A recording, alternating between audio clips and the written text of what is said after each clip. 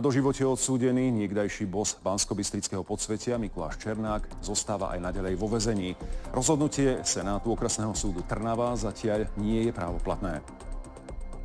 Krajský súd v Bratislave oslobodil bývalého šéfa televízie Markíza a bývalého ministra hospodárstva Pavla Ruska spod obžaloby z prípravy vraždy jeho bývalej spoločníčky v televízii Silvie Klaus-Folcovej. Podľa súdu konanie Pavla Ruska nenaplňalo znaky prípravy vraždy. Rozsudok je právoplatný. Svetová zdravotnícka organizácia aj Európska komisia vyvrátili tvrdenia amerického prezidenta Donalda Trumpa.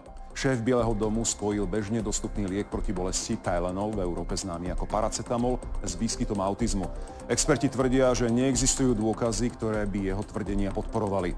Na slová Donalda Trumpa reagujú aj slovenskí odborníci.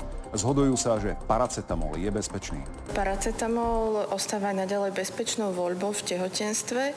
Žiadne dostupné vedecké dôkazy nepreukázali príčinnú súvislosť medzi užívaním paracetamolu v tehotenstve a výskytom autizmu. Vo veku 87 rokov zomrela známa talianska herečka Claudia Cardinale. Skonala nedaleko Paríža, kde žila mnoho rokov.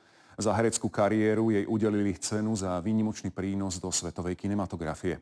STVR si slávnu herečku pripomenie kultovým filmom Vtedy na západe. Vláda rokovala v obci Borša na juhovýchode krajiny. Rozdelila viac ako 2 milióny eur pre okresy Trebišov a Rožňava. Viac ako 1,5 milióna eur pôjde na konkrétne projekty samospráv v týchto regiónoch.